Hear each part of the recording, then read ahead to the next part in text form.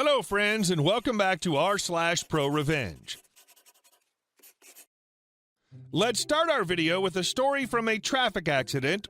But before we begin, don't forget to subscribe to our channel if you're new here and turn on notifications so you don't miss a new video every single day. Here we go.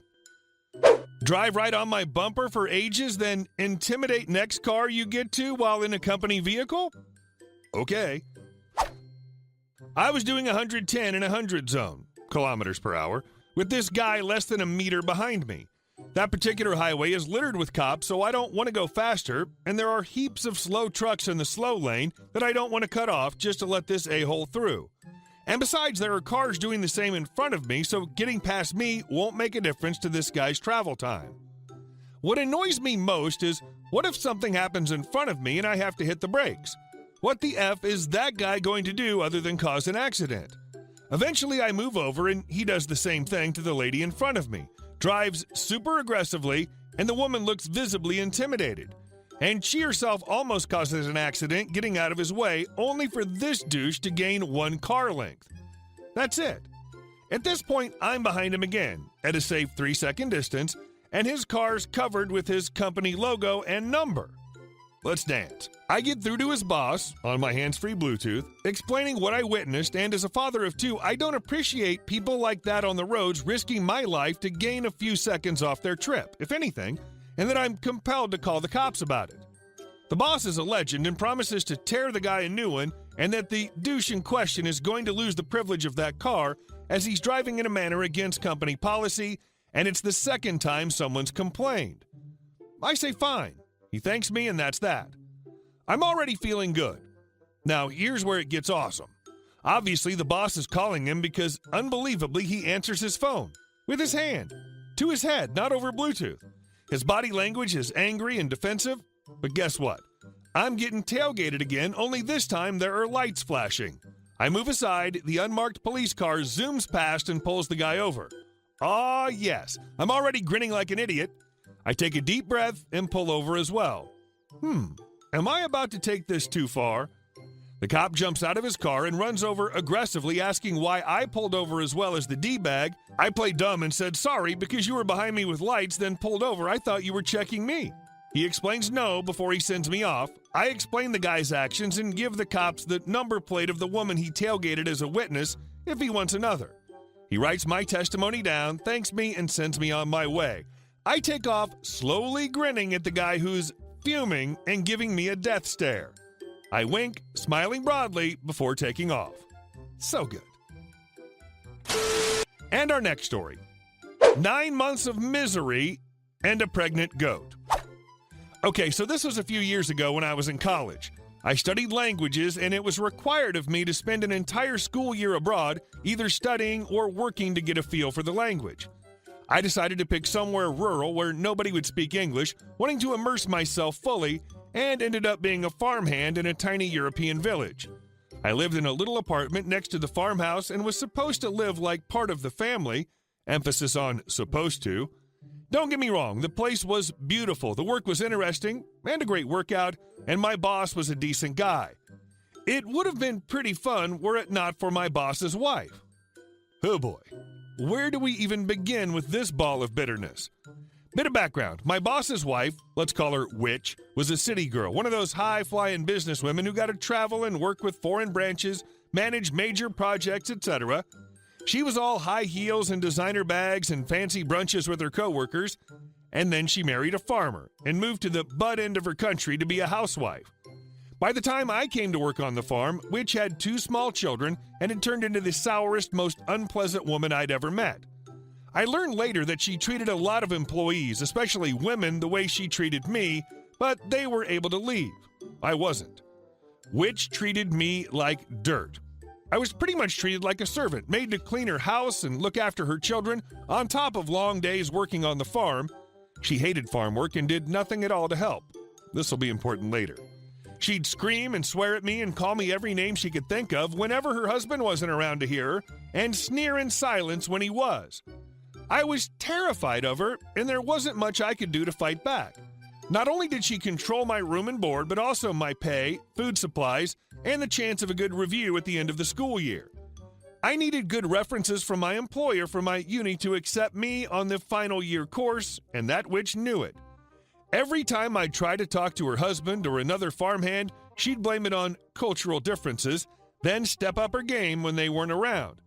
I remember one week when her husband was away, when I got sick with food poisoning, and for the entire week, she left me in my apartment alone to the point where I ran out of food. Honestly, you'd expect her to drag out the magic mirror and ask it who's the fairest of them all, with the way she behaved. So this all goes on for 9 full months. There's next to nothing I can do about it. I just figured I'd tough it out and go home. Then I'd never need to see her again. But then Witch's husband went away again, and I got my chance for revenge. It was literally my final day on the farm, the afternoon before I flew back home. I had to pack and clean up my apartment, but she'd ordered me away from all that to fix a window on one of our guest houses. She liked setting petty chores to overload me, then scream at me when it was impossible to finish them all.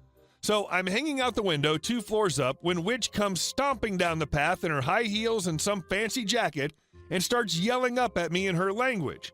She says that I'm to go to the goat shed right away because one of the goats is giving birth and her husband isn't there to help. Now, we'd lost 2 of the goats that winter, so it was important that someone did it. We couldn't afford to lose another goat, or rather, they couldn't afford to, and that's where the revenge came in. Before he left, my boss had given me my final pay and written and signed a recommendation for my college course. I could answer any way I wanted, and she couldn't do a damn thing. No leverage left to hold over me. So I smiled, all nice and polite, and yelled back down that I couldn't possibly come and help. I still had so much to do, and she told me that this window needed fixing. What if I left it unfinished and someone got hurt? What if I couldn't clean my apartment in time? After all, she'd told me to make it spotless for her before I left. I'm so sorry, Witch, but it's just not possible. I could already see her starting to panic, and she started trying to argue about other people who could take my place doing these jobs. Her father-in-law, 60 years old with a back problem, her own mother, untrained, taking care of her kids for her, even the cleaning lady that came in once a week. LOL, what? I had legit reasons for all of them, until finally I said, "But can't you do it, Witch? You've been living here for years. I bet you've done this loads of time. You'll get it done, no problem." Check effing mate. She couldn't back down from that, and the alternative was not doing it and risking another dead goat and a PO'd husband. She didn't have any leverage left over me, and it's not like she could drag me out of a second-floor window, so off she went, the designated goat midwife. It was twins. She was there for 3 hours. The last image I have of Witch before I left for good is of her standing in the goat pen surrounded by the neighbor's kids and a couple of tourists. She was still in her high heels and nice clothes, holding this slimy, squirming baby goat out as far in front of her as she could get it, covered in blood and placental fluid and this thick yellow mucus. The look of disgust and horror on her face still gives me the warm fuzzies. Karma's a bee, lady. And our last story. 2 hours and $15 well spent. So in July of last year, I was able to find a buyer for my old car. It had more or less been passed down to the family, my grandma buying it new in 1992, and overall we'd taken good care of it. But I'd gotten my own vehicle, and the 92 needed new brakes and other issues, and I didn't want to spend the money on, so I'd been trying to sell it for $1,000. Now, my buyer's on disability payments, and he only gets once a month, and he's in his late 50s, so he asked if I could do it on payments of $400 in August and $300 in September and October. I figured I didn't need the money so much, and it'd be nice to use it towards my own car payment/insurance, so I agreed and wrote up a bill of sale. For simplicity, we'll call him DN, Dumb Neighbor.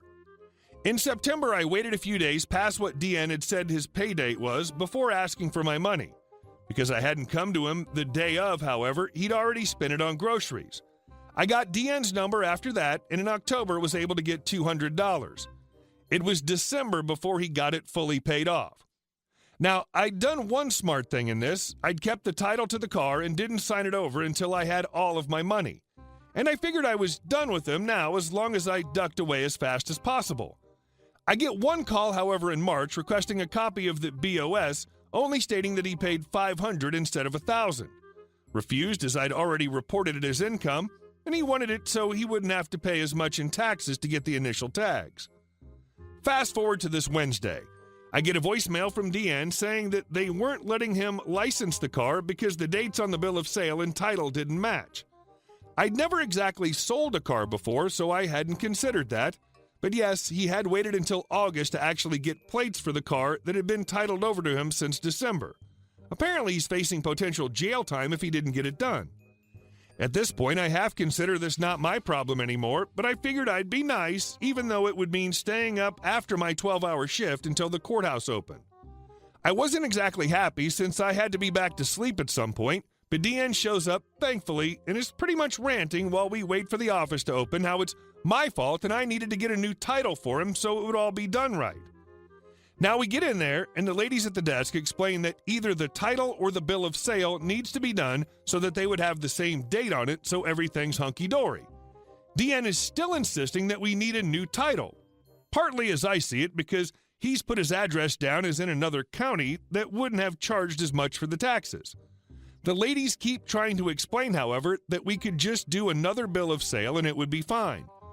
So the date has to match the bill of sale, July 2018, or the title, December 2018. Even half exhausted and after all the headaches he put me through, I just waved them off and said I'd pay the $15 for another title versus just doing up the new bill of sale that would have been free. Deanne didn't think about the fact that he'd have to pay for a full year's worth of licensing plus his coverage for 2019-20 on top of the taxes. Hopefully they ask for the money before he spent it all on groceries. Hey guys, thank you all for watching the video. I'll see you in the next one.